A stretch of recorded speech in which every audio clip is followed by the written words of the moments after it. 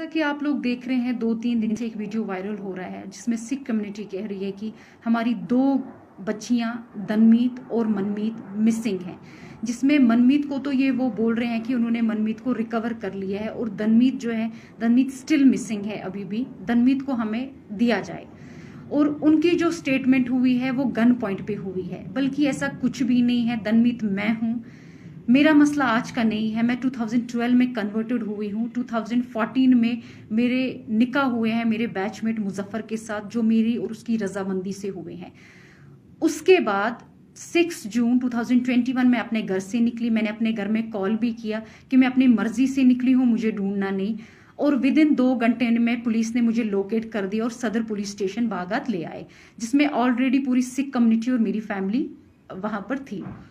उसके बाद एसएचओ ने मेरा स्टेटमेंट लिया, जो मेरा स्टेटमेंट सिर्फ ऑरल ले रहा था। मैंने उसको ये बोला, आप मेरा स्टेटमेंट रिटन कीजिए, आप जो मैं बोल रही हूँ आप रिटन कीजिए। मैं उनको ये बता रही थी 2012 में मैं कन्वर्टेड हुई हूँ, 2014 में मेरे निकाह हुए हैं, मेरे डॉक्यूमेंट्स हाई कोर्ट के हैं, आप एक बार डॉक्यूमेंट्स चेक कीजिए मेरे। और इतना सब कुछ सुन के भी लड़के को लॉकअप में डाला गया था, उसके ऊपर एक्ट्स और चार्जेस लगा दिए गए थे। मैं उनको बार बार बोल रही थी कि मेरा 2012 में कन्वर्टेड हूँ मैं 29 ईयर ओल्ड गर्ल हूँ। मैं एक छोटी बच्ची आपने पकड़ के नहीं लाई कि आप मुझे मेरी फैमिली की ओर हैंड ओवर कर रहे हो। वो उन्होंने मेरी फैमिली को बिना कोई मेरी स्टेटमेंट रिटन किए हुए मेरी फैमिली को मुझे दे दिया। मैं बार बार उनसे ये कह रही थी कि प्लीज आप मेरे डॉक्यूमेंट्स देखिए। उन्होंने मेरे डॉक्यूमेंट्स चेक भी किए, स्टिल उन्होंने मेरी फैमिली को मुझे हैंड ओवर कर दिया। और उसके बाद ही नेक्स्ट डे 7th को मेरी फैमिली मुझे यहाँ से जम्मू ले गई। और जम्मू जाते ही क्या हुआ, जम्मू जाते ही वो लोग मुझे पंजाब ले गए।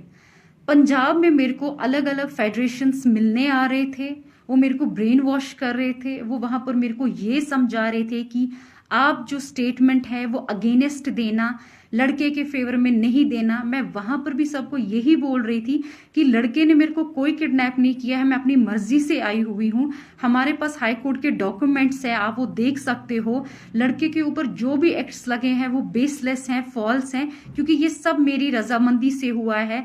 हमारे जो डॉक्यूमेंट्स है वो हाई कोर्ट के डॉक्यूमेंट्स हैं। इतना सुनने के बाद भी उन्होंने मुझे कहा नहीं ऐसा नहीं हो सकता है, हम आपको उनके पास वापस नहीं भेज सकते हैं। मैं उनको बार बार कहती थी आपने कोई 16 साल की बच्ची पकड़ के नहीं लाई है, मैं एक मैच्योर गर्ल हूं और मैं एक एडुकेटेड गर्ल हूं। इतना सुनने के बाद भी वो मुझे यही थ्रेटनिंग दे रहे थे कि अगर आपने ऐसा स्टेटमेंट वहां पर दे दिया जो स्टेटमेंट लड़के के फेवर में होगा, तो हमारे शूटर्स वहां पर बाहर आपका वेट कर रहे होंगे, आपको निकलते ही शूट कर दिया जाएगा, या तो वैसा नहीं अगर हम करेंगे एसिड अटैक तो आप पे हो जाएगा, या हम उनकी फैमिली पे एसिड अटैक कर देंगे। वो मुझे थ्रेटनिंग सीधे दे रहे थे मेरे फेस पे। उसके बावजूद भी मैंने उनको कोई वीडियो नहीं दिया। वो मुझे कह रहे थे आप हमें अपना वीडियो दीजिए, वो वीडियो हम कश्मीर में दे देंगे, कश्मीर का जज उस वीडियो पे अपनी जजमेंट दे देगा। लेकिन मैं उनको कह रही थी ठीक है वीडियो तो मैं नहीं दूंगी, अगर मैं स्टेटमेंट दूंगी मैं जज के सामने स्टेटमेंट दूंगी, मैं वहां पर ही दूंगी, क्योंकि सब मेरी रजामंदी से हुआ है। मैं किसी बेगुनाह को नहीं फंसा सकती, क्योंकि ये सब कुछ मेरी रजामंदी से हुआ है। जब मैं घर से निकली मैंने घर में कॉल भी किया कि मैं किडनैपिंग नहीं है, आप लोग मुझे ढूंढना नहीं, मैं अपनी मर्जी से निकली हुई हूँ। और उसके बाद भी उन लोगों ने मेरी बात नहीं सुनी। तो हम जम्मू आ गए, क्योंकि उन्होंने उनका जो प्लान था, जो उनका नेक्स्ट प्रोपागेंडा वहां पर ये था कि लड़की को गोल्डन टेम्पल से बाहर निकालो, लड़की जैसे ही बाहर निकलती है हम इस पे कोई अटैक कर देंगे। मे बी वो कुछ भी हो सकता था, वो एक्सीडेंट भी हो सकता था, वो शूट भी हो सकता था। तो उसके बाद हम एक पोस्टमार्टम रिपोर्ट देंगे, जिस पोस्टमार्टम रिपोर्ट में हम ये मेंशन करेंगे कि ये एक सडन डेथ हुआ है, इस लड़की का हार्ट कोलैप्स हो गया है या इसको ब्रेन हेमेज हो गया है। हम जो भी करेंगे हम बिल्कुल साफ सुथरा करेंगे। हम इसको ये बता देंगे इस पे सिर्फ इसका एक सडन डेथ हुआ है, आप लोगों को कोई कभी किसी चीज में नहीं पकड़ सकता है। और ये चीज मैंने सुन ली थी। मैंने अपनी फैमिली को मॉर्निंग में इंसिस्ट किया हम यहाँ पर नहीं रहेंगे, चाहे कुछ भी हो जाए, मैं यहाँ सुसाइड कर लूंगी, हम यहाँ से निकल जाएंगे। हम यहाँ से निकलते हैं, ठीक है जैसा आप बोलोगे जम्मू में मैं आपको ये स्टेटमेंट दे दूंगी, बट मैं पंजाब में ये स्टेटमेंट कभी भी नहीं दूंगी। और उसके बाद हम लोग जम्मू आ गए। जम्मू आते ही जैसे हम एक दिन रुके, नेक्स्ट मैं अपनी फैमिली के साथ 6 जून से लेके 25 जून तक थी। 25 जून को मॉर्निंग में मेरे फैमिली में कॉल आया कि हम कश्मीर पुलिस से हैं, हम गेट के बाहर हैं, आप आइए। तो मेरी फैमिली में 2 बंदे बाहर गए, वो उनसे मिले। वहाँ पर जम्मू जानीपुर की पुलिस भी थी, ये नहीं था कि वहाँ पर खाली कश्मीर पुलिस थी, वहाँ हमारे घर के साथ ही एक पुलिस स्टेशन है, उनकी पुलिस भी वहाँ पर थी। उसके बाद वो मेरे रूम में आए, उन्होंने मुझे बोला मैडम चलिए, हमारे पास हाई कोर्ट के ऑर्डर्स हैं। वो ऑर्डर हमने देखे और सीधे पहले मुझे जानीपुर पुलिस स्टेशन में ले गए।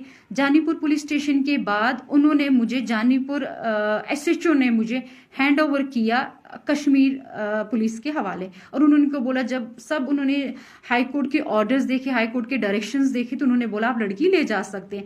और उसके बाद ही हम आगे हम यहाँ पर पहुंचे, मुझे वुमेन्स पुलिस स्टेशन में रखा गया। वहां पर मेरे को ना कोई मिलने आया, ना मैं किसी से मिलना ही चाहती थी। और नेक्स्ट डे ही मेरे को सदर पुलिस स्टेशन से पुलिस की गाड़ी आई जो मुझे कोर्ट ले गई।